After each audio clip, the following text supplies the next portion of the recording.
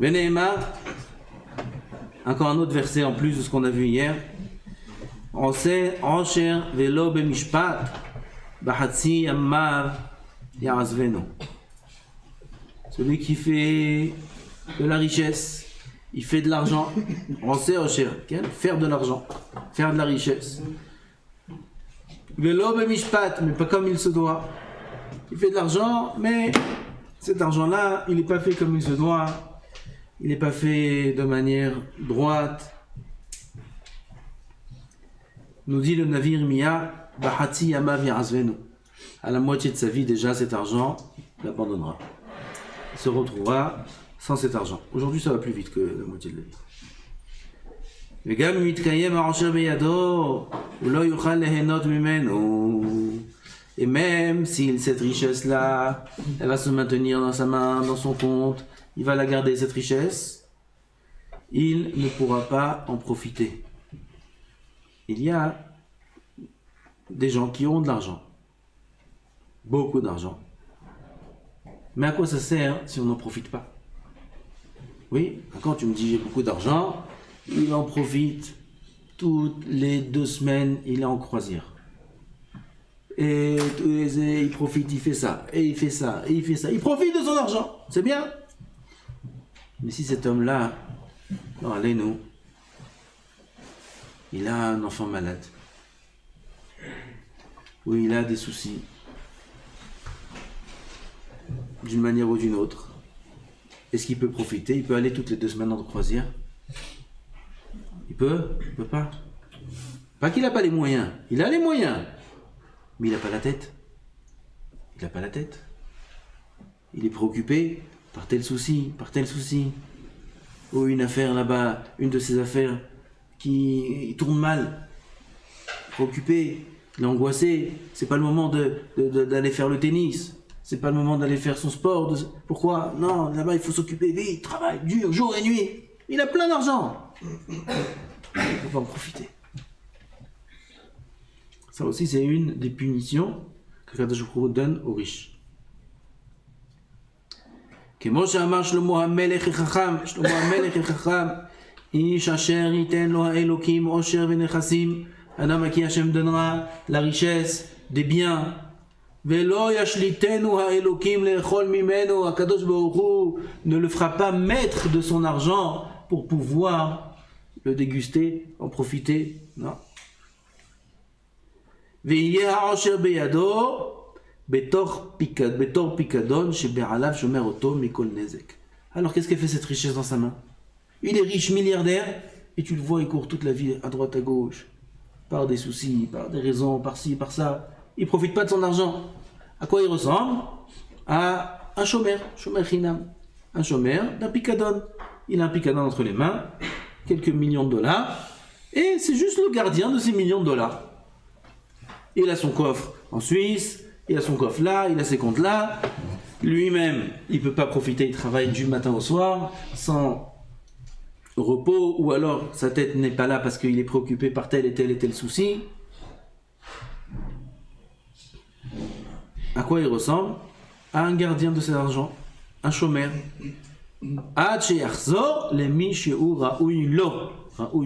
Jusqu'à temps que cet argent retournera à celui qui le mérite. Qui c'est qui mérite l'argent? Le Baal Bitachon. Celui qui sait que cet argent-là, c'est qu'un picadon, qu'avec cet argent, comme on a dit, il va faire des tzedakot, faire des mitzvot. Il ne va pas s'engraisser de cet argent-là. Il ne va pas mettre sa confiance dans cet argent-là. Celui-là, c'est l'homme qui est raoui d'être riche. Souvent, des gens, ils me demandent, on parle de la richesse, de la parnassa, tout ça. Je ne comprends pas. Il a tout. Ouais, il peut pas me donner un petit peu. C'est un problème pour Hachem de me donner. C'est vrai ou pas? C'est une bonne question. C'est une bonne question. Bah, pourquoi Kadosh Baruch Hu il donne à des goyim des milliards et de... Pourquoi moi, qu'est-ce qu'il y a? Moi, je fais Shabbat. Voilà, je mange kasher.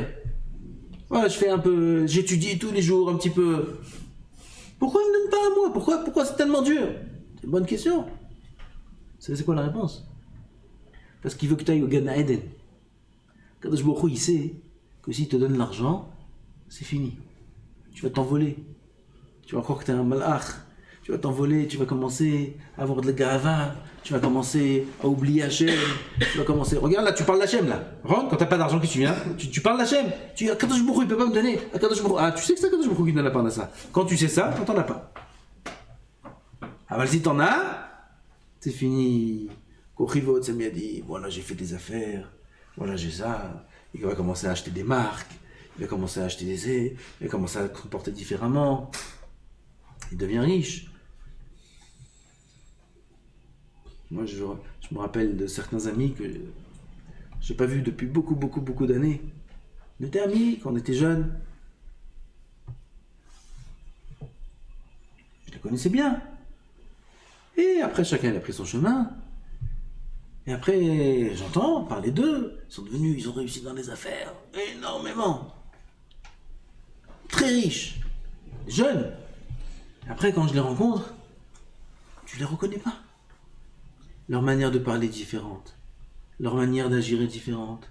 Ils sont remplis de gava. Remplis. Mais c'est pas mon ami, ça. J'ai envie de lui rappeler tout ce qu'il a fait. Tous les coups qu'il a fait, tous les trucs, tu te comportais comme un simple. Là, ça y est, t'es devenu riche, tu t'es oublié. C'est pour ça qu'Akadosh Baruch Hu ne donne pas la richesse. Il ne donne pas la richesse parce qu'il veut garder cet homme-là, il veut le préserver de tout mal. Ah, quelqu'un qui veut vraiment la richesse, alors il doit savoir. Il faut être un bal bitachon. Celui qui bal bitachon, Akadosh Baruch Hu, ça prend des années. C'est des entraînements, c'est des épreuves, il faut passer des stages. Il devient bal bitachon Bachem. Akadosh Baruch Hu, il peut lui ouvrir les portes. Pourquoi? Il devient apte à être le conduit de la bracha d'Hachem. Cette bracha-là, il sait qu'elle va passer par lui, Akadosh Baruch Hu, elle va être transférée aux bons endroits. Ça va être un bon chaliach d'Akadosh Baruch Hu pour s'occuper des biens de ce monde. Alors, il peut recevoir la bracha, il peut recevoir beaucoup d'argent. Kemoshe Nehemar, Velachote Natan Ainyan Le'esov Velichnos, la tête la tov lifnei ha'elokim. Au fauteur, Akadosh Baruch Hu a donné un inyan, une petite affaire, pour pouvoir ramasser de l'argent, ramasser. C'est le fauteur. Akadosh Baruch Hu, il a utilisé le fauteur pour ramasser cet argent-là, bien le garder. Il lui met dans la tête, il faut remplir les caisses, économie, il faut remplir, il faut faire des affaires. Donc ce rachat-là, pendant 20 ans, 30 ans, il cherche qu'à faire fructifier son argent et des millions. Maintenant, le pactole est prêt pour le passer et le donner, l'ifnei atov, la tête, la tov, l'ifnei elokim, de le donner à celui qui est bon aux yeux d'Hachem. Il est utilisé à lui juste pour ramasser cet argent et le donner en cadeau à celui qui est bon devant Hachem. Venema,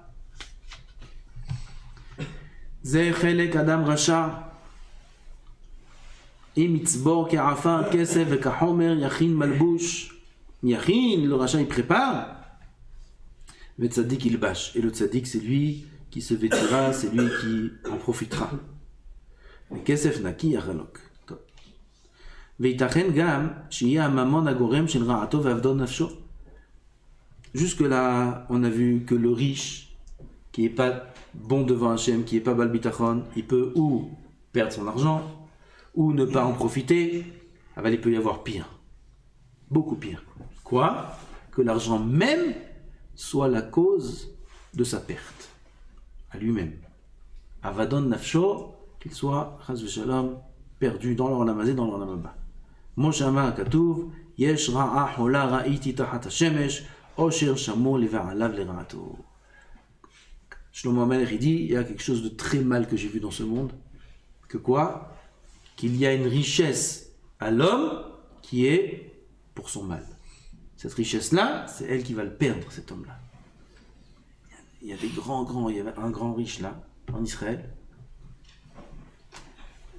milliardaire. On disait sur lui qu'un tiers de l'économie israélienne, c'était lui. Un tiers de l'économie israélienne, c'est lui. Un homme, c'est privé, il n'est pas dans l'État. Je ne veux pas dire son nom. Milliardaire. Où il est maintenant? En prison. Pourquoi? Une petite affaire de rien du tout.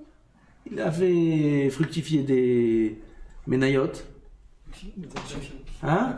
Des actions en bourse. Il a fait des actions pour faire monter ses actions. c'est interdit par la loi, il s'est fait attraper, il est en prison. Avant ça, déjà, il avait tout perdu. Toutes ses affaires sont coulées, il les a tout vendues. Il est pas de l'homme le plus riche d'Israël à la prison. Prison! À quoi ça sert? 1 an et demi de prison, il a fait appel, il a pris 3 ans. 3 ans de prison. 3 ans de prison. Et il a le lit là-bas comme tout le monde. Il n'a pas pris son lit de la maison, de son chambre à coucher, il l'a mis là-bas dans la cellule. Comme tout le monde, le même lit. Il passe d'un lit comme ça à un lit comme ça. De murs comme ça à un mur comme ça. Manger comme ça, manger comme ça. En prison, on fait tout seul à manger. Tout seul. C'est eux qui s'épluchent les pommes de terre, c'est eux qui s'épluchent les trucs, c'est les prisonniers eux-mêmes. Il est là et éplucher des pommes de terre. Milliardaire. Shlomo HaMelech, alav hashalom, c'est ce qu'il dit Shlomo HaMelech. Il faut avoir bitachon, Bakadosh Baruch Hu, toute cette richesse-là, quoi. Oh, cher Shamour, les ba'alav, les ra'ato. Un homme, il a la richesse, c'est pour son mal. Qu'est-ce qu'on a besoin de cette richesse-là?